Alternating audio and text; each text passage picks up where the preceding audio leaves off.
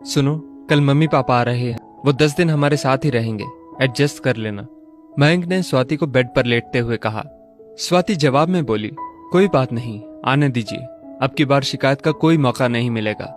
रात काफी हो चुकी थी। स्वाति ने लाइट बंद कर दी और दोनों सो गए। सुबह जब मयंक की आंख खुली तो स्वाति बिस्तर पर नहीं थी। वो इधर उधर देख ही रहा था। कितनी देर में स्वाति ने गर्मा गर्म चाय की प्याली मयंक के आगे कर दी और कहा, चाय ले लो। मयंक बोला, अरे तुम आज इतनी जल्दी नहा ली? स्वाति ने कहा, हाँ, तुमने रात को बताया था कि आज मम्मी पापा आने वाले हैं, तो सोचा घर की थोड़ी साफ सफाई कर लूं। स्वाति ने चाय की चुस्की लेते हुए कहा, वैसे किस वक्त तक आ जाएंगे मम्मी पापा? मयंक बोला, दोपहर वाली गाड़ी से पहुंचेंगे, 4 तो बज ही जाएंगे। स्वाति, देखना कहीं पिछली बार की तरह।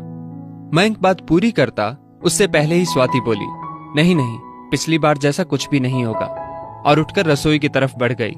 मयंक भी नहाने के लिए बाथरूम की तरफ बढ़ गया। नाश्ता करने के बाद मयंक ने स्वाति से पूछा, तुम तैयार नहीं हुई? क्या बात है, आज स्कूल की छुट्टी है क्या? नहीं, आज तुम निकलो, मैं ऑटो से पहुंच जाऊंगी, थोड़ा लेट निकलूंगी। स्वाति ने लंच बॉक्स थमाते हुए मयंक को कहा। बाय बाय कहकर मयंक बाइक से ऑफिस के लिए निकल गया और स्वाति घर के काम में लग गई। मुझे तो बहुत डर लग रहा है। मैं तुम्हारे कहने से वहां चल तो रहा हूँ, लेकिन पिछली बार बहू से जिस तरह खटपट हुई थी, मेरा तो मन ही भर गया था। ना जाने 10 दिन कैसे जाने वाले हैं। मयंक के पिताजी मयंक की माँ से कह रहे थे। मयंक की माँ ने पिताजी को हौसला देते हुए कहा, अजी भूल भी जाइए, बच्ची है, कुछ हमारी भी तो गलती थी। हम भी तो अपनी बहू से कुछ ज्यादा ही उम्मीद लगाए बैठे थे। उन बातों को साल भर बीत गया है, क्या पता कुछ बदलाव आ गया हो। इंसान हर पल कुछ नया सीखता है, क्या पता कौन सी ठोकर किसको क्या सिखा दे। मयंक की माँ ये कहकर चुप हो गई और बीते पल याद करने लगी। 2 भाइयों में मयंक बड़ा था और विवेक छोटा। मयंक गांव से 10वीं करके आगे पढ़ने के लिए शहर आ गया, पर विवेक पढ़ाई में कमजोर था, इसलिए गांव में ही पिताजी का खेती बाड़ी में हाथ बटाने लगा। मयंक बीटेक करके शहर में ही नौकरी करने लगा। स्वाति से कोचिंग सेंटर में ही मयंक की जान पहचान हुई थी। ये बात मयंक ने स्वाति से शादी के कुछ दिन पहले बताई। पिताजी कितने दिन तक नहीं माने थे इस रिश्ते के लिए। वो तो मैंने ही समझा बुझाकर रिश्ते के लिए मनाया था, वरना तो अपने दोस्त की बेटी अंजलि से ही मयंक का रिश्ता करने की जिद लगाए बैठे थे। स्वाति के घर वाले शादी के लिए गांव आए थे। 2 साल होने को आए उस दिन को भी। शादी के बाद दोनों शहर में ही रहने लगे। स्वाति भी प्राइवेट स्कूल में टीचर की जॉब करने लगी। पिछली बार जब गांव से आए थे तो मन में बड़ी उमंगे थी, पर 7-8 दिन में ही बहू के तेवर और बेटे की बेबसी के चलते जल्दी गांव वापस जाना पड़ा था। कई बार मयंक को फोन करके बोला भी कि बेटा गांव आजा मिलने, पर वो हर बार कह देता, माँ छुट्टी ही नहीं मिलती, कैसे आऊं। लेकिन मैं ठहरी एक माँ, आखिर माँ का तो मन करता है ना अपने बच्चे से मिलने का। बहू चाहे कैसा भी बर्ताव करे, काट लेंगे किसी तरह ये 10 दिन, पर बच्चे को जी भर कर देख तो लेंगे। अरे भागवान, उठ जाओ, स्टेशन आ गया, उतरना नहीं है क्या? मयंक के पिताजी की आवाज मयंक की माँ को यादों की दुनिया से वापस खींच लाई। सामान उठाकर हम स्टेशन से बाहर आ गए और ऑटो में बैठकर घर के लिए रवाना हो गए। घर पहुंचे तो बहू घर पर ही थी। बहू ने हम दोनों के पैर छुए, फिर हमें ड्राइंग रूम में बिठाकर हमारे लिए ठंडा ठंडा शरबत लाई। हम लोगों ने जैसे ही शरबत खत्म किया, बहू बोली, आप दोनों सफर से आए हैं, थक गए होंगे, नहा लीजिए, सफर की थकान उतर जाएगी, फिर मैं आपके लिए खाना लगा देती हूँ। इतना कहकर बहू खाने की तैयारी में लग गई। थोड़ी देर में मयंक भी आ गया। हम सब ने कुछ देर बातें की। 8 बज गए थे। बहू ने सबको खाना परोसा और खाने के बाद हम सोने के लिए चले गए। सुबह 5 बजे पिताजी उठे तो बहू उठ चुकी थी। पिताजी को उठते ही गर्म पानी पीने की आदत थी। बहू ने पहले से ही पिताजी के लिए पानी गर्म कर रखा था।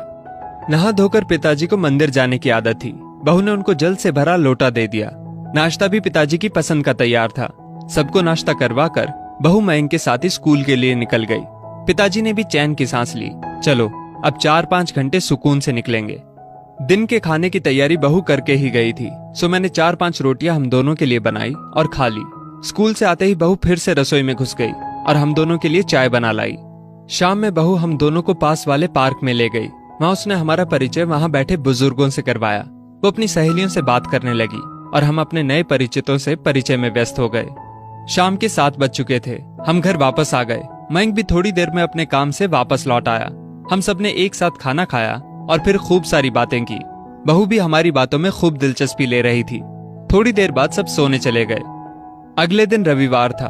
बहू, मयंक और हम दोनों चिड़ियाघर देखने गए। हमारे लिए ताज्जुब की बात यह थी कि प्रोग्राम बहू ने बनाया था।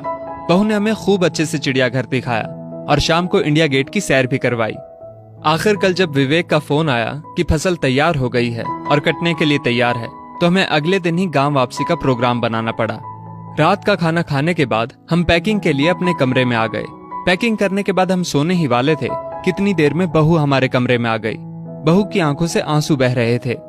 मैंने पूछा, क्या बात है बहू, रो क्यों रही हो? तो बहू ने कहा, पिताजी, माँ जी, पहले आप लोग एक बात बताइए, क्या पिछले 15 दिनों में कभी आपको ये महसूस हुआ कि आप अपनी बहू के पास हैं या बेटी के पास? नहीं बेटा, सच कहूं तो तुमने हमारा मन जीत लिया। हमें किसी भी पल ये नहीं लगा कि हम अपनी बहू के पास रह रहे हैं। तुमने हमारा बहुत ख्याल रखा। लेकिन एक बात बताओ बेटा, तुम्हारे अंदर इतना बदलाव आया कैसे? बहू बोली, पिताजी, पिछले साल मेरे भाई की शादी हुई थी। मेरे मायके की माली हालत बहुत ज्यादा बढ़िया नहीं है। इन छुट्टियों में जब मैं वहां रहने गई तो मैंने अपने माता पिता को एक एक चीज के लिए तरसते देखा। बात बात पर भाभी के हाथों तिरस्कृत होते देखा। मेरा भाई चाहकर भी कुछ नहीं कर सकता था। मैं वहां उनके साथ हो रहे बर्ताव से बहुत दुखी थी। उस वक्त मुझे अपनी करनी याद आ रही थी कि किस तरह का सुलूक मैंने आप दोनों के साथ किया था।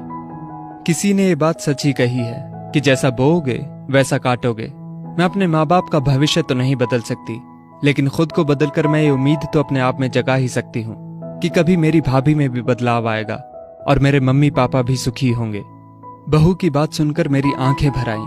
मैंने बहू को कसकर गले से लगा लिया। हाँ बेटा, अवश्य, एक दिन अवश्य ऐसा होगा। ठोकर सबको लगती है, लेकिन संभलता कोई कोई ही है। लेकिन हम दुआ करेंगे कि तुम्हारी भाभी भी संभल जाए। बहू अब भी रोए जा रही थी। उसकी आंखों से जो आंसू गिर